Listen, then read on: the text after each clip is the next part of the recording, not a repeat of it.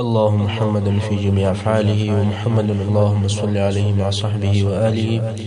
صلاة تكون لك رضاء ولحقه أداء. أما بعد، رسول صلى الله عليه وآله وسلم د سیرت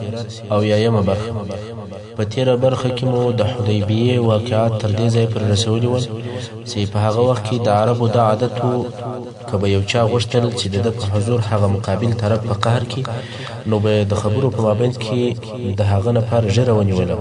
اوس عروه غواړي چې رسول صلی الله علیه وسلم ته قهر ورولي، نو یې لاس ور اوږد کوي، غواړي چې د رسول صلی الله علیه وسلم ژیره ونیسي. اصلا دغه کار د ادب څخه لیرې دی او سپک کار هم دی، خاصتا بیا د رسول صلی الله علیه وسلم په مقابل کې. خو عروه ابن مسعود چې لاس ور اوږد کوي، د مغیره ابن شعبه رضی الله عنه د توانه څخه ووتله، توره یې واړوله، د تورې په چپه طرف یې عروه ابن مسعود پر لاس باندې ووهي او هغه یې د دې څخه منع کوي چې لاس ور رسول صلی الله علیه وسلم ته ور ورسوي، او ویې ویل لاس دې د مخه تر دې چې در څخه پرې کړم د رسول صلی الله علیه وسلم څخه لیرې کړه، لاس دې در ټولوي کې در پرې کړم. عروه وبېرېدی ځکه د تورې واره یې ولیدی، نو ویې ویل چې دا قهرمن او بدطبیعته څوک دی؟ دا ولې داسې کوي؟ ما غوښتل چې خبرې در سره وکړم. رسول صلی الله علیه وسلم وخندل، ولې پیژنې؟ عروه وویل یا. رسول صلی الله علیه وسلم وفرمایل دا ستا وراره مغیره ابن شعبه دی. عروه ابن مسعود ورته وویل ای غادره، ای خائنه، ما ستا بدی پرون در پرېولې او ته اوس دا رقم معامله راسره کوې. عروه ابن مسعود په دې خبرې کې یو قصې ته چې د مخه پېښه سوې وه اشاره یې وکوله، چې هغه قصه داسې وه: مغیره ابن شعبه ثقفي چې اوس مسلمان او د مسلمانانو سره دی څنګه مسلمان شو؟ مغیره ابن شعبه رضی الله عنه د بني مالک د خلکو د یو ډلې سره د مصر باچا مقوقس ته ورغلی. د بني مالک خلک آرام او باسته او ادبناک خلک ول، مګر مغیره شوخ او قهرمن او بې پروا سړی و. نو مغیره د مقوقس سره په خبرو کې د ادب او د احترام خیال نه ساتي او نه د هغه څه مراعات کوي، او هغه نورو بیا ډیر احترام او ډیر عزت کوي او د مقوقس سره په ډیر احترام خبرې کولې. کله چې دغه نفر د مصر څخه بیرته رهي کېدل، نو مقوقس باچا امر وکړي چې ټولو ته دې انعامات او سوغاتونه ورکول شي بې له مغیره څخه، ځکه هغه زما احترام او عزت نه دی کړی. مغیره ته یې شی نه ورکوي او نور ټولو ته انعامات ورکړل. نو د بني مالک ټول نفر د مصر څخه د مالو او د هدیو انعامو او سوغاتو سره راووتل بې له مغیره څخه. مغیره ته هم ډېر قهر ورلی چې د ده سره ولې داسې معامله وشوه. تر مصر پورې ډیر سفر وکړي او د هاخوا چې بیرته راځي، نو بیا سوغاتو را روان دي. دا غیر معقوله خبره ده. اوس چې د هاخوا پر لارې را رهي دي، د بني مالک نفر د شپې بیده سول. مغیره ابن شعبه چې ویښ دی ور ولاړ شو او هغه نفر یې ټول ووژل. ټوله 14 نفره ول، هغه یې ټول ووژل او هغه مالونه چې د هغو سره ورسره ول هغه مغیره واخیستل. دا خبر بني مالک ته ورسېدی چې مغیره د دوی نفر ووژل. نو د بني مالک ټوله قبیله راپورته سوه او د بني ثقیف څخه یې وغوښتل چې مغیره ور تسلیم کړي، مګر مغیره د بني ثقیف د اشرافو څخه یو شریف دی، د هغو د مشرانو د کورنیو څخه دی، او په عربو کې د قومیت مراعات ډیر زیات کېدی، او په دوی کې دا متل و انصر اخاک ظالما او مظلوما، یعنی د ورور مرسته دې کوه که ظالم وي که مظلوم، په حق پسې مه ګرځه، قوم پرستي کوه. دا د جاهلیت د وختو متل و. اوس که څه هم مغیره رضی الله عنه د 14 نفرو قاتل و، خو قوم یې نه غوښتل چې دی و بني مالک ته تسلیم کړي. خبره تر داسې اندازې ورسېدل چې قریبه وه د بني مالک او د بني ثقیف ترمنځ لوی جنگ پیښ شي. دواړو قبیلو لښکرې جوړې کړې او د جنگ میدان ته هم سره راووتل. خو په دغه وخت کې د عربو یو هوښیار سړی و عروه ابن مسعود ته ورغلی او ویې ویل یا عروه، ته یو سردار او د عربو د مشرانو څخه یو مخور سړی، ته تر دې ډیر لوړې چې جنگ دی وکړي، باید چې ته په خبرو باندې کار خلاص کړې، مخ خپل قوم تباه کوه او ما د بني مالک قوم بربادوه. عروه وویل چې څنګه وکړم؟ هغه نفر ورته وویل چې زما مشوره دا ده چې بني مالک ته د دغه 14 نفرو دیت ورکړي. عروه ابن مسعود هم د دغه سړي خبره ومنله او د وینو تویېدلو څخه یې ځان وساتئ. بني مالک ته یې د 14 نفرو دیت دیت ورکړي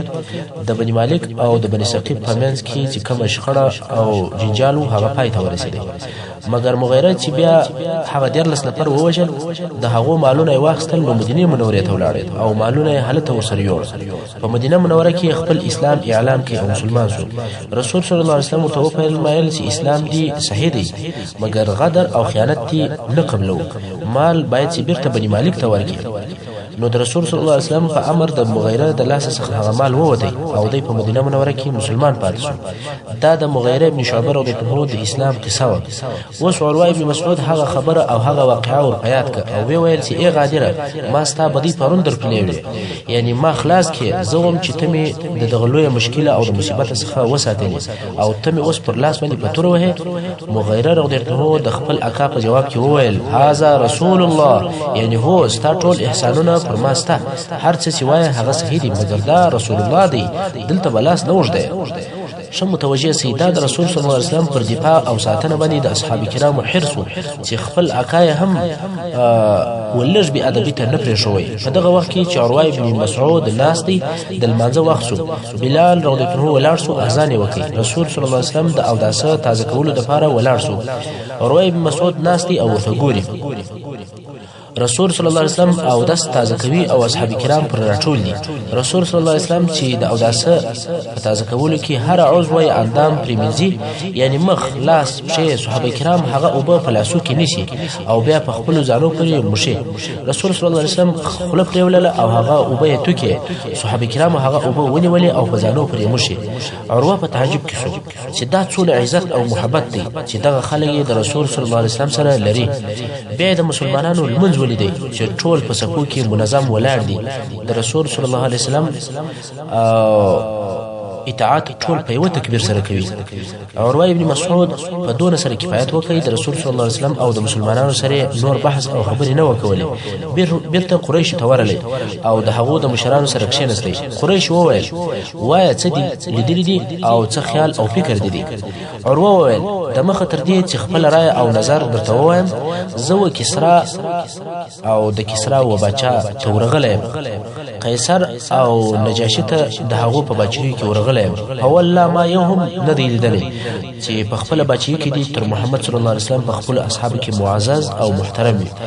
والله ما هیڅ داسې بچا نه لیدلې چې خلک دي داسې محبت ادب او عزت او احترام ورسره کوي لکه د محمد صلی الله علیه وسلم اصحاب چې د محمد صلی الله علیه وسلم سره کوي کبه ناوړي توکي هغه پر مځکه نه لويدل بلکې د ملګرو څخه به بیا د یو په اورغوي کې او هغه به په خپل مخ او په خپل پوست باندې مشلي او کبه امر ورته وکوي په ډیر چابکی سره د هغه امر پر ځای کېدل کول کبه او د ستاسو کوي قریب و چې دوی خپل ځانونه د او داسه پر اوبو باندې سره ووجني او کبه خبري کول دوی به چپ ول او د تبیر د عزت په سبب تیز نه کتل دا څونه عزت او احترام دی ما هیڅ په دې شکل کې نه لیدل نو اوس کچيري ستاسي جنگ د دوی سره راسي نو هیڅ وخت یې دوی وتاست نه در تسلیمي ترڅو چې د دوی د شمیر په اندازه باندې پتاش کې نفر ونه وژني یعنی به د وجلو د 1400 نفرو یې نه در تسلیموي او کبه دوی پتاش کې 2 نفر ووژني بیا نو ستاسي په ژوند کې څه خوند پاتې کیږي د دې جملې په مقصد او په معنا باندې تاسو پوښتنه یعنی تر هغه نه در تسلیموي چې تاسو د ټول ملګری ونه وژني او تاسو کده د ټول ملګری وژني نو د دې لاسونه خو نه دي تړلي په تاسو کې هم په دغه اندازه باندې نفر وژني او کوم وخت په تاسو کې 1400 نفر کې درو وژني بیا نو تاسو په ژوند کې څه خوند او مزه پاتې کیږي قریش ورته وویل نو تاسو فکر دي عروه ابن مسعود وویل زما نظر داري چې صلح ورسره وکړي او صلح پر دې وکړي چې 6 کال به عمره ته نه راځي او 6 کال به عمره نه ادا کوي ځکه تاسو نه غواړئ چې مسلمانان 6 کال مکه مکرمه ته داخل شي اوس چې د قریشو بیباکانو او ناپوهانو ځوانانو ولیدل چې د دوی د مشرانو او د هوښیارانو د صلح و طرف ته میل دی نو داسې یو عمل او کار وسنجوي چې د صلح خبرې د منځه یوسي او صلح پاتې سي بلکې جنگ مابینځ ته راسي دغو ځوانانو داسې فیصله وکوله چې د شپې به د مسلمانانو لښکر ته ورننوځو او هلته به داسې کارونه کوو چې جنگ شروع شي نو واقعا هم د کفارو ځوانانو د دغې فیصلې پر عمل کولو اقدام وکړي او یا نفره یا اتیا نفره مشرکان د شپې د جبل تنعیم د طرفه پر مسلمانانو راکښته شول غواړي چې د مسلمانانو په لښکر ورننوځي خو د مسلمانانو د پیردارانو قومندان چې محمد ابن مسلمه رضی الله عنه هغه ویښ او بیداره و او د کفارو دغه حرکت یې لیدی نو د مسلمانانو یوه ډله امر کړ چې اسلحه واخلي او دغه نفر د شا د طرفه محاصره کړي او بله ډله د مخ د طرفه څخه پرورغي کړه او پر دوی باندې سره راوګرځېدل دغه اویا یا اوتیا نفره ټول ونیول او رسول صلی الله علیه وسلم ترې راوستل هلته قریشو ته خبر ورسېدی چې ستاسې نفر بندیان ونیول سول قریشو د خپلو نفرو د خلاصولو دپاره و جنګ ته ځانونه اماده کړه مګر دلته رسول صلی الله علیه وسلم امر وکوي چې دغه نفر ایله کړي او ویې ویل موږ د عمرې دپاره راغلي یو نه د جنگ دپاره پرېږدئ چې موږ خپله عمره وکړو دلته د قریشو قناعت حاصل سو چې رسول صلی الله علیه وسلم د جنگ اراده نه لري ځکه چې جنگ مقصد وای دغه اویا یا اتیا نفره چې د رسول صلی الله علیه وسلم په لاس ورغلي وای هغه به یې وژلي وای اوس به د عثمان رضی الله عنه مکې مکرمې ته لېږل درته بیان شي رسول صلی الله علیه وسلم ولیدل چې خبره ډېره اوږده سوه قریش په خبرو نه قانع کېږي البته دغه حالت د خواشینۍ حالت هم دی دغه ټول تګ او راتګ خبرې او اترې دا ټولې بې نتیجې دي رسول صلی الله علیه وسلم وفرمایل دغه د قریشو د لښکر مشران ټول عنادګر او حسدګر دي د دوی سره خبرې فایده نه لري نو به د مکې مکرمې د عمومي مشر سره چې ابو سفیان دی د هغه سره باید خبرې وکړو رسول صلی الله علیه وسلم عمر رضی الله عنه ته وویل یا عمر ته مکې مکرمې ته ولاړ شه او د ابو سفیان سره خبرې وکړه چې موږ د جنګ دپاره نه یو راغلي غواړو چې عمره وکړو حضرت عمر فاروق رضی الله عنه وویل یا رسول الله دا درته معلومه ده چې ستا په اصحابو کې پر قریشو تر ټولو زه ډېر شدید او سخت یم او په مکه مکرمه کې زما د قوم څخه هم داسې څوک نشته چې زما دفاع وکړي که ته غواړې چې مکې مکرمې ته یو څوک ولېږې داسې څوک ولېږه چې هغه هلته د ساتنې نفر لري رسول صلی الله علیه وسلم وفرمایل دغه نفر به څوک وي عمر صاحب وویل ولدا عثمان ابن عفان رضی الله عنه دی هغه ولېږه ځکه عثمان د بني امیه څخه دی او ابو سفیان هم د بني امیه څخه دی عثمان رضی الله عنه هلته قوم لري او هغه یې ساتي رسول صلی الله علیه وسلم هم دغه نظر خوښ کړي او عثمان رضی الله عنه د قریشو مشر ابو سفیان ته ورولېږي ولورسه او ورته ووایه چې موږ د جنګ دپاره نه یو راغلي بلکې زموږ مقصد عمره ده او دوی و اسلام ته راوبوله او عثمان رضی الله عنه په دې سره هم امر کوي چې هغه نارینه او ښځې مؤمنانې چې په مکه مکرمه کې دي هغو ته ورسه او د فتح زیری پر وکړه او په دې خبر کړه چې الله جل جلاله به خپل دین په مکه مکرمه کې تر داسې اندازې غالبه کړي چې په مکه مکرمه کې به هیڅوک خپل ایمان نه پټوي حضرت عثمان رضی الله عنه د مکې مکرمې پر طرف رهي سو څو په بلدح کې د قریشو پر یو ډله ورغلې هغه ورته وویل چیرې ځې ده وویل چې رسول صلی الله علیه وسلم د دغسې کار دپاره رالېږلی هغه وویل صحیح ده خپل کار ته دې وځه د قریشو د جملې څخه ابان ابن سعید ابن العاص ورته راولاړ سو او د ده ښه استقبال یې وکړ او بیا خپل آس ځین کړی او عثمان رضی الله عنه پر آس ورسره سپور کړی څو مکې مکرمې ته یې ورسوی عثمان رضی الله عنه خپل پیغام د قریشو مشرانو ته ورسوی کله چې عثمان رضی الله عنه د خپلو کارو څخه فارغ سو قریشو ورته وویل که ته غواړې چې طواف وکړې وکړه عثمان رضی الله عنه وویل یا والله هېڅ کله به تر رسول صلی الله علیه وسلم د مخه طواف ونه کړم ابو سفیان و حضرت عثمان رضی الله عنه وویل ته به دلې پاتې کېږې تا ته د وتلو اجازه نه درکوو عثمان رضی الله عنه داسې سو لکه بندي خو ښایي کفارو دی په دې سبب باندې د تللو څخه منع کړی وي چې قریش په خپل مابینځ کې په دغه موضوع کې پوره مشوره وکړي او بیا خپل جواب د عثمان رضی الله عنه په لاس ولېږي په هر صورت عثمان رضی الله عنه په مکه مکرمه کې ډېر وځنډېدی او هلته بیا رسول صلی الله علیه وسلم ته داسې خبر ورسېدی چې عثمان رضی الله عنه ووژل سو رسول صلی الله علیه وسلم چې دا خبر واورېدی چې د صلی الله علیه وسلم قاصد وژل کېږي نو یې فکر وکړي چې خبره تر جنګ ورسېدله خپل اصحاب کرام یې امر کړ چې د رسول صلی الله علیه وسلم سره بیعت وکړي او بیعت پر دې باندې کېدی که چیرې جنګ شروع شي تاسې به نه تښتئ بیعت شروع شو اصحاب کرام په شوق سره بیعت کوي چې په جنګ کې به نه تښتو او یوې ډلې خو بیا پر مرګ باندې بیعت ورسره وکوئ. اول هغه څوک چې بیعت یې وکړي هغه ابو سنان الاسدي رضی الله عنه. سلمى ابن اکوع رضی الله عنه هغه تیز او چابک نفر چې رسول صلی الله علیه وسلم د په باره کې وایي هو خیر رجالاتنا، یعنی دی زموږ په پیاده نفرو کې تر ټولو ښه او بهتر دی.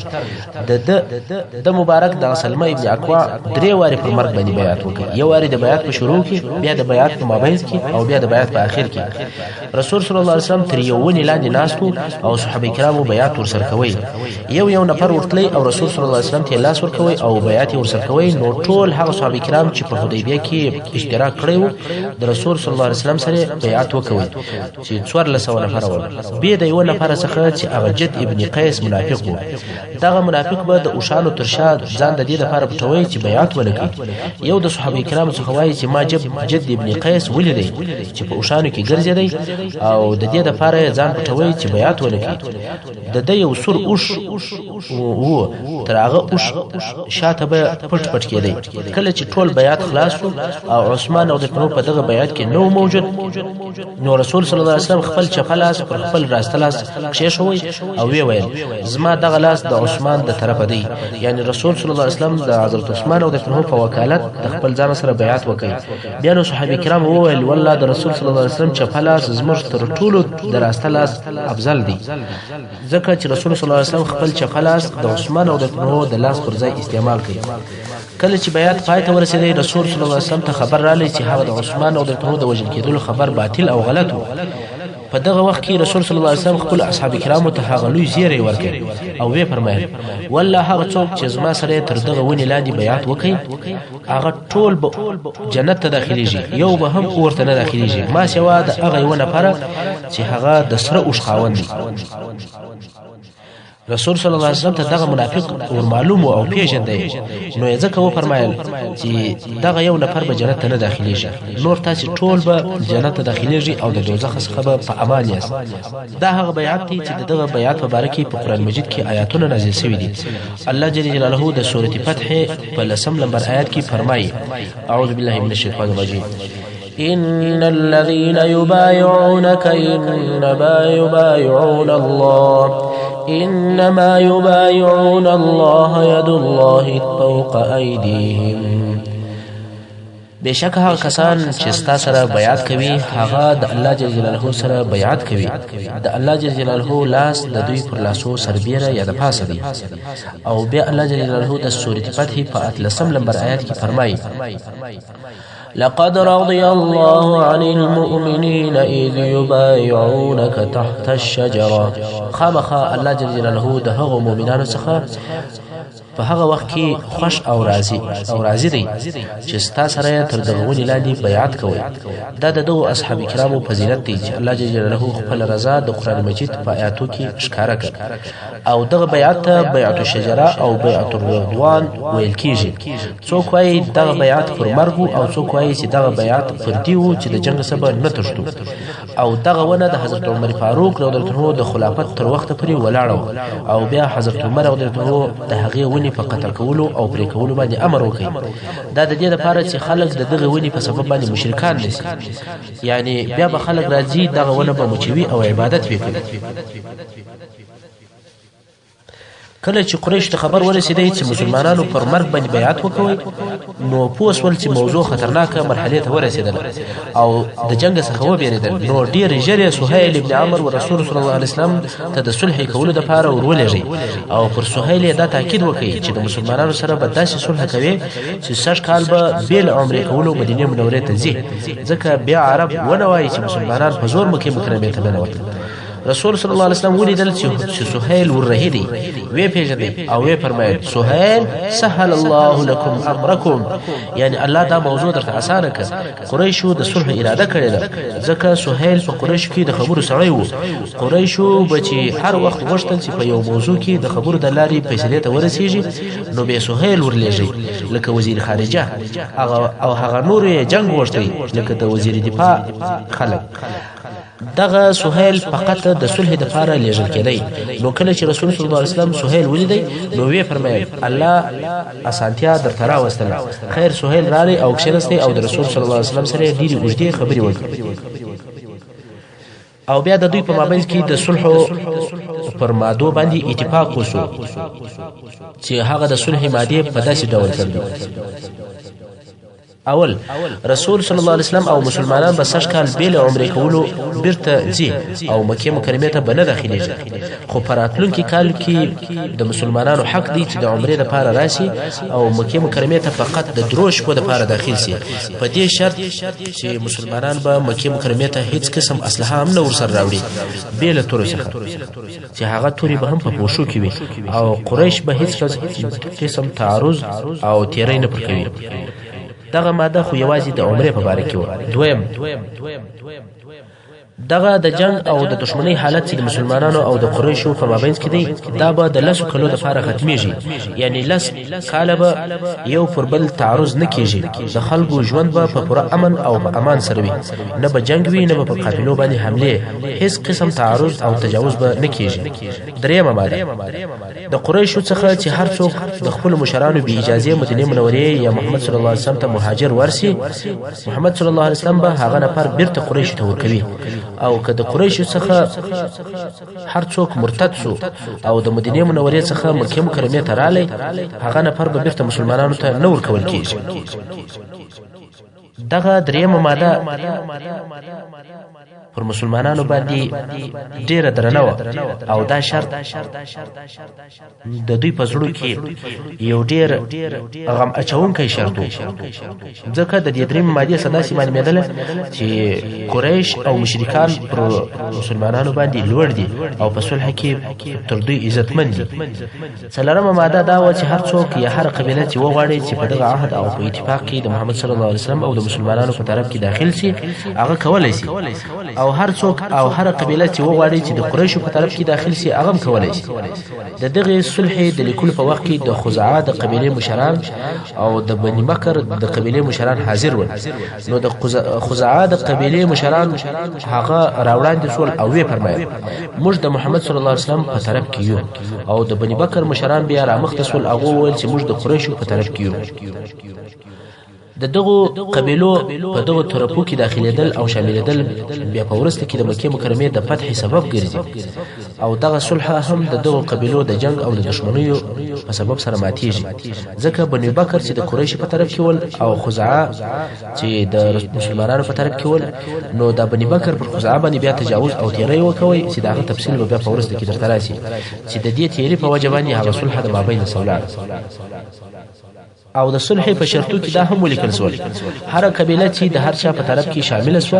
دا قبیله د هغه طرف جز بلل کیږي، هر تیری او تجاوز چې پر هغه قبیله وسی هغه د ټول عهد او د اتفاق ماتېدل دي، بیا نو ټول عقد لغو او قابل د عمل نه دي.